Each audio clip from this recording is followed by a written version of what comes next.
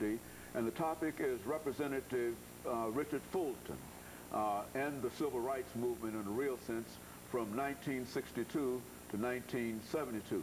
And of course, Professor Pickard, let's see if we can pick up with the congressional representation of Representative Fulton. Let's start with that.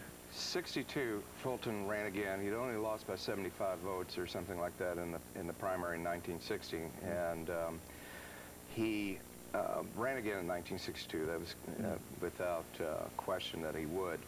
At this time, he had the backing of the Nashville Tennessean. John Siegenthaler said they had some qualms about him right first, but they decided to back him. They didn't like Loser's record. And of course, the Tennessean was very pro-civil rights from the beginning. In fact, in the 1950s, here's a Southern newspaper that hired to represent them in court two of the most prominent black attorneys in Nashville, Avon Williams and Mr. Luby.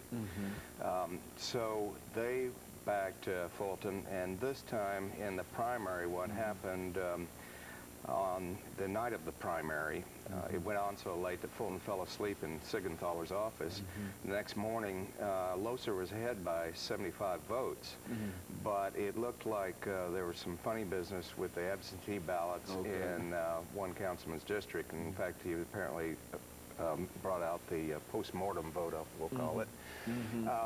And basically, Harold and Pearl Bradley, both history professors at Vanderbilt and Fisk, respectively, led a movement in the Democratic Executive Committee to deny Loser the nomination. So they basically, the Democratic Executive Committee did not, well, they both ran as independents that year. Neither one was certified as Democratic nominee, and Fulton won that fall. And shortly after that, Siegenthaler got him an appointment with President Kennedy.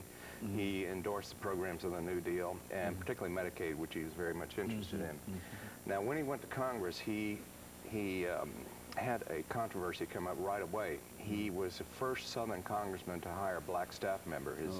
His secretary was a black woman, and he not only gave her a job, but helped her husband get a job there in Washington. And interestingly, he got some negative letters about this, not a whole lot, but from one very prominent businessman whose company is still his namesake here in town. Wrote him a letter saying that Negro, small n, Negro girl that you hired does not deserve that job and has not earned it, because these is white men's taxes that pay her salary, and this is a white man's country. And other people had similar letters. Now, the civil rights issue kind of dominated his mail over the next year or so. That was coming up. He had lots of negative letters from several business people here. Some had some legitimate concerns. Obviously, property rights is a concept that predates the United States. It goes back as far as, at least as the Magna Carta, as far as I know.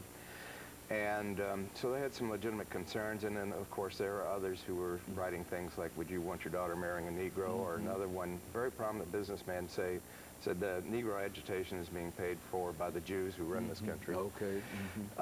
Fulton did vote for the bill. Now, interestingly, only two members of the Tennessee delegation voted for the bill that year. The other was Ross Bass of Pulaski, Tennessee, the birthplace of the Ku Klux Klan. He and Frank Clement were in a primary race for the Senate that year. And make a long story short, both were very pro-civil rights, as you may remember. Fulton, for the first time, had a Republican opponent who was viable. Bill Wills, a local businessman, later worked for Nixon. He got 50,000 votes, which is far more than any Republican had ever done in Davidson County, and which was the whole district consisted of Davidson County at that time. Now, 1965 came the Voting Rights Act. This was not as unpopular or as controversial, and in fact, again, a majority of the Tennessee delegation, including both senators, voted for the bill.